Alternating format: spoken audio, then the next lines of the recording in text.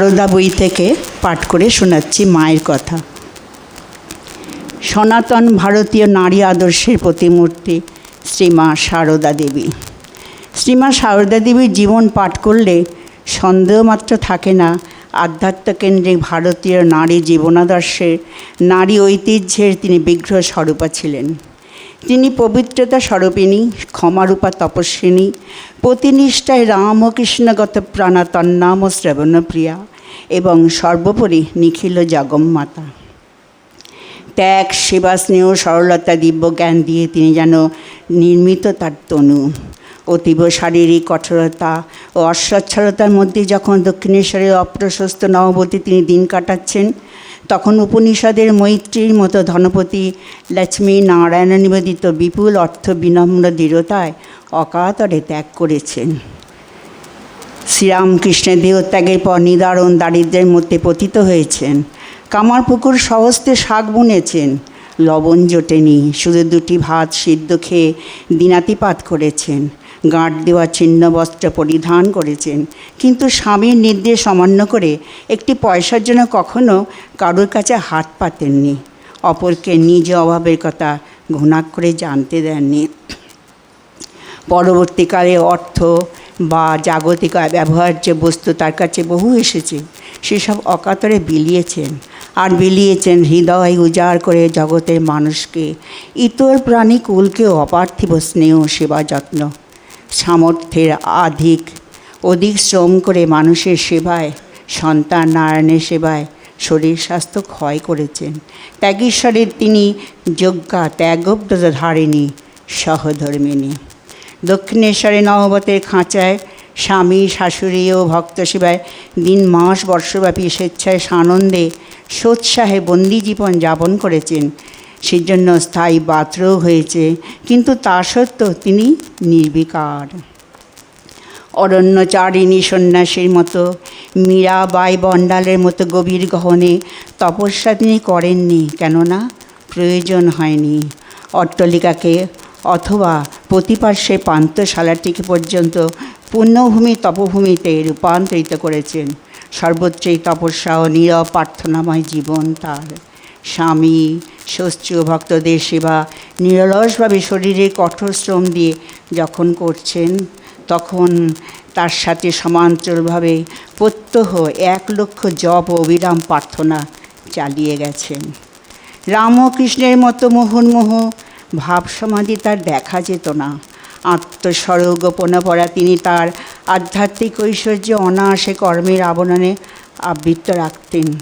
তবুও শ্রীরামকৃষ্ণের স্থূলদেহে অবস্থানকালে ষোড়শী পূজার সময়, নববতে ধ্যান অবকাশে এবং পরবর্তী জীবনে বহুবার গভীর সমাধির ঘটনা তার জীবনে ঘটেছে।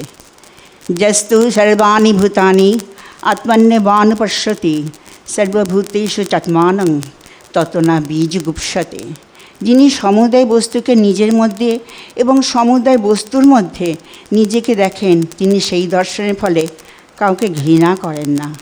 ঈশোপনিষদের এই বাক্যের প্রত্যক্ষ অনুভব করেছেন, যদিও হাঁকডাক করে নিজ অনুভবের কথা রটনা করেননি। তবুও কথা প্রসঙ্গে, পরিবেশের প্রয়োজনে, কখনো বা পুতচিত ভক্তের প্রতি অনুকম্পায় আপন স্বরূপ কিঞ্চিত প্রকাশ করে ফেলেছেন। বলেছেন, বিড়ালগুলোকে মেরো না, ওদের ভেতরেও তো আমি আছি। বলেছেন তিনি 17 মা, অ17 মা, হ্যাঁ, ইতর জীবজন্তুরও তিনি মা। বলেছেন, আমি কি এক মুখে খাই, আমি বহু মুখে খাই। নিজ অনুভূতি স্মরণে রেখেই বলেছেন, সাধন করতে করতে দেখবে আমার মাঝে যিনি, তোমার মাঝেও তিনি, দুলে বাগদি দমের মাঝেও তিনি। তার এক সময়কার অবস্থা সম্বন্ধে বলেছেন, নৈবেদ্য থেকে পিঁপড়েটাকে পর্যন্ত তাড়াতে পারি নে, বোধ হয় যেন ঠাকুর খাচ্ছেন। এই অনুভূতিতে প্রতিষ্ঠিত ছিলেন বলেই তিনি দস্যু আমজাদ, গৃহবৃত্ত গোপাল, অন্য বাড়ির ঝি, চাকরানি ও অগণিত অনাহুত অবাহুতের সেবায় তিলে তিলে নিজ শরীর স্বাস্থ্য ধ্বংস করেছেন। সেবিতের হৃদয় আনন্দে ভরপুর করে দিয়েছেন এবং নিজেও আনন্দ খুঁজে পেয়েছেন এই নিঃশেষ আত্মত্যাগের মধ্যে। তাকে অনুধ্যান করলে ধারণা হয় গীতোক্ত ব্রাহ্মী স্থিতি বা স্থিত প্রযুক্ত ভাবের পূর্ণতা সত্যিই সম্ভবপর। পতি অনুগামিনী তিনি, সর্বপ্রকারে সহধর্মিণী। বৈদিক বিবাহ মন্ত্রে পতি নিজব্রতে পত্নীকে হৃদয় নিয়োগ করতে, পত্নী চিত্তকে পতি চিত্তের অনুসরণ করতে বলেন। মম ব্রতে তে হৃদয়ং দধাতু, মম চিত্তম অনুচিত্তং তে হস্তু। সারদা দেবী ঠিক তাই করেছিলেন। পতির ব্রতে হৃদয় দিয়েছিলেন, পতির চিত্তে অনুচিত্তা হয়েছিলেন। তার জীবনবাণী বীণাকে তিনি শ্রীরামকৃষ্ণ জীবন বীণার সঙ্গে একই সুরে বেঁধেছিলেন। কি গো, তুমি কি আমায় সংসার পথে টেনে নিতে এসেছ? শ্রীরামকৃষ্ণের এই প্রশ্নের উত্তরে দক্ষিণেশ্বরের সমীপাগতা শ্রীমা বলেছিলেন, না, আমি তোমাকে সংসার পথে কেন টানতে যাব? তোমার ইষ্টপতি সাহায্য করতে এসেছি। শুধু বলা নয়, আচরণ দ্বারা সেই উত্তরে যথার্থ তিনি প্রমাণ করেছেন। শ্রীরামকৃষ্ণের দেহত্যাগের পর স্বামীর আরব্ধ ব্রত মানুষের হৃদয় হৃদয়ে ধর্ম স্থাপন নিরলসভাবে উদযাপন করেছেন মরজীবনের অন্তিম দিবস পর্যন্ত, সুদীর্ঘ 34 বছর। শ্রীমা শুধু আদর্শ জীবনযাপন নয়, সক্রিয়ভাবে শ্রীরামকৃষ্ণ ভাব আন্দোলনে বিশেষ ভূমিকা গ্রহণ করেছেন। তাই যে কোনো বিচারে শ্রীমাকে ভারতের প্রাচীন নারী আদর্শে যোগ্য প্রতিনিধি, সে আদর্শে পরিপূর্ণ বিকশিত রূপ বলে স্বীকার করতে হয়।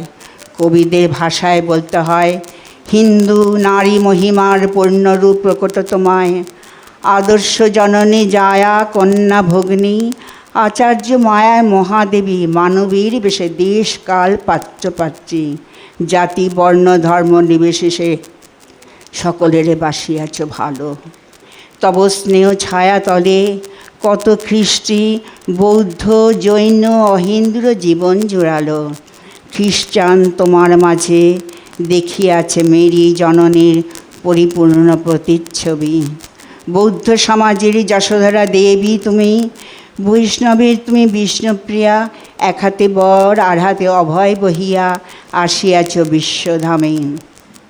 প্রচারিতে মায়ের মহিমা শ্রীমা, তুমি জগতের শ্রীমা। তোমার চরিত্র পাঠ গীতা বেদ সংহিতা পাঠের সুফল প্রদান করে, সর্বগ্লানি ঘুচায়ে প্রাণের জীবন সার্থক করে তুমি মূর্ত গীতা। তুমি সাহা সাধা গৌরী, তুমি গঙ্গা হিমাদ্রি দুহিতা। সারদা সার্থক নাম, তোমারে প্রণাম, তোমারে প্রণাম।